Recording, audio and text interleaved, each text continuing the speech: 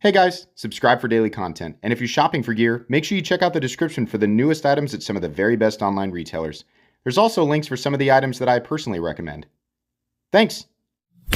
What's going on YouTube? Metal Complex here, and today I've got another short little unboxing video to share with you guys. This is something from Vosteed. So I have absolutely no idea what it is. I don't remember talking with them, so we're going to find out together. Thanks to Vosteed for sending this in. Thanks to my patrons for supporting me. And please make sure to follow me on Instagram at metal_complex. So, whatever it is, it's... every now and then they send me something that's just like not available, and that's weird. But I feel like usually they send me stuff that is available. Oh, good. Or you send me something with a crossbar lock? That would be very preferable, just considering the issues with some of the button locks here lately. So let's find out what we've got. I like Vosteed knives. I just, we gotta make sure that the locking systems all work. Their crossbar locks have been great. So what we have, oh, now I do remember this. I'm sorry, I do remember. This looked quite nice. Let's take a moment to look it over together. Yes, enjoy the 60 frames per second, 4K, assuming you've cranked it up that high. Look at the Torx indentation in the access bar heads, and of course the pivot studs, and the... oh boy, yeah, there we go. I'm sorry, I got tired of talking like that, so I thought, let's go ahead and deploy it. Yeah, you know what? It's a look that's been done in, various other ways. Some subtle differences here between this and a multitude of other knives that take on the same general shape. But this is classy, and it does look good. What do we have for the steel? Probably M390. Yep, there we go. Satin finished blade. Would have preferred something like a tumbled blade, but you know what? I'll take it. Blasted frame, milled clip. Standoff construction, that's perfectly fine. So this is essentially just like a titanium Wharncliffe style blade. What is this called? Well, that's not helpful. The A1202. Down in the description, obviously after this video is over, I will immediately look up what this is and link it in the description so you guys can check it out. Something I do like is them having enough sense to, make it possible for lefties to carry this. With this being, oh, did they give us more Omega springs? Wow, I'm gonna guess those are pretty high tension springs. But holy crap, are you kidding me? Jeez. Yeah, these are really high tension springs. These came with some pretty, those are serious. Good Lord. Okay, so you get 2 sets of springs, and that's good. I mean, you can just like run the ones that it comes with. You can just, let those kind of work themselves out, or, hey, if they break, then you've got an extra set of springs. I know there's a lot of people in here carrying Benchmade knives just because, when you talk about Omega springs breaking, people get the wrong idea, and they think like that every Omega spring breaks within a few days, which is not true. There's plenty of people in here who are probably carrying a Benchmade knife in their pocket right now that they've had for 10 years. And assuming they've done proper maintenance, and just added a little bit of lubricant every now and then, they're probably fine.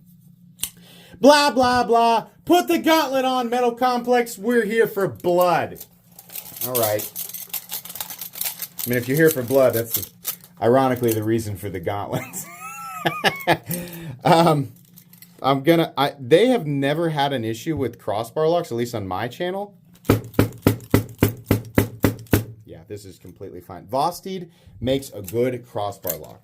Crossbar locks by nature, I feel like, are less likely, I think it's easier to get the proper geometry on a crossbar lock than it is a plunge lock. I think that's just a little bit more tricky.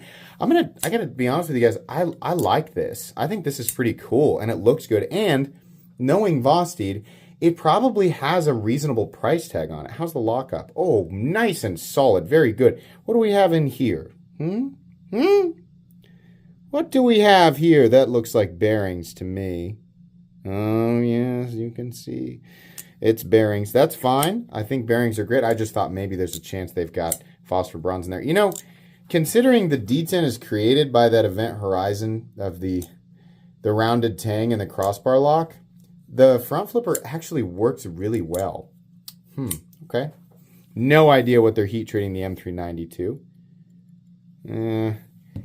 I'm gonna be real with you. It doesn't feel super sharp out of the box, but let's cut some paper with it. Real quick here. It's okay. It's okay. I wonder if we can spice that up just a little bit here. Where's my Now, you guys don't get to look at my strops strategy here. You don't get to look at it because when you put a strop on camera and then you strop a blade, what you're doing is inviting every professional who exists in the comment section to critique your technique. And I'm going to be honest with you guys. I'm really enjoying the fact that I am legitimately frustrating a few people who are being robbed of the opportunity to critique my technique. Boy, if you could only see it, it's just slightly off camera here. You'll just have to trust that I know exactly what I'm doing. And that there's no way for you to tell me that I'm doing it wrong because you can't see it. Oh, you'll just have to trust that I'm a master at it. Not too many. I'm not even going to say how many passes. I just want to see if we can make that slightly better. Oh, just a little bit. Yeah. It just didn't feel, we got that bite on there. Sometimes they sharpen these things from the factory and it just won't bite, right? But I want it to, I want to be able to essentially chop at it and get it to bite, right? That's what a master stropper looks like, okay? All right, all you wannabe master stroppers. You think you know how to strop. You think you understand safety? Nobody understands safety and stropping mastery like Metal Complex. I'm obviously joking. Don't freak out. In fact, I mean, there's really it's pretty simple, right? You just draw it across here. I got this. I picked this strop up. People are going to critique the strop. People obviously don't know what you're doing because there's chunks missing out of it. Shut your mouth. The strop came from USA Made Blade, and the compound, I think the brick came from NAFS. Yeah, I think I got it in a NAFS package. I actually have 2 of these, and I just, it's a good thing to keep around. Most of the time I found, all jokes aside, I found that the vast majority of the time for what I use a knife for, my knives rarely need to be reprofiled. Rarely. And if they do, there's probably something wrong with the steel. Like if they go so dull so quickly that stropping does not bring them back to life and I have to reprofile them, there's probably something wrong with the steel. But a lot of, knives like this that have a good apex from the factory and are, made of something, the reason that this M390 stropped up so quickly is not necessarily because it's not heat treated correctly. It's just because the apex just came to not quite that perfect, like this. Sometimes stropping it just works that out. But I found anyways that most of the time, the way that I use a knife, if it goes a little bit, if it can cut paper, but it's just not really all that satisfying, just stropping it real quick will bring it back to life. And if you didn't know that, if you're new, most of the time you do not have to go through the whole setup of clamping your knife. Like if you have a guided system, you don't have to clamp the thing down and go through all the trouble. Most of the time you can just strop it, right? Maybe 20 to 50 per side is, what I do. It's not a fix-all. Obviously I have a knife that's super duper dull. It's not gonna fix it, right? But a lot of times that's really all it needs. I kept my Maximet Para 3 alive for a very long time doing this. And I know for a fact that this guy is very, very hard. It's finally getting to the point where stropping is not bringing it back to where it was, right? The edge is, what do they call it? Fatigue of the edge? Yeah, that's about where it's at right now, I think. So, but anyways, this looks pretty good. I don't mind this at all. Assuming that the price is good, I think maybe this will be a pretty nice one here. Let's go ahead and measure it real quick. Overall length is coming in at about 7.85 inches. Blade length 3.35. Cutting edge 3 1/8. Not bad. Let's weigh it.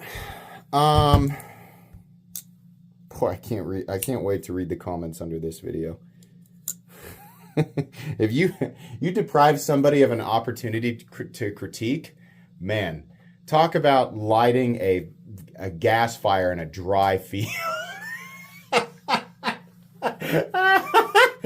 Oh man, I know that there's going to be people who just are not sure what to do with that. So proceed to the comments for an enormous amount of entertainment. Get your popcorn emojis ready.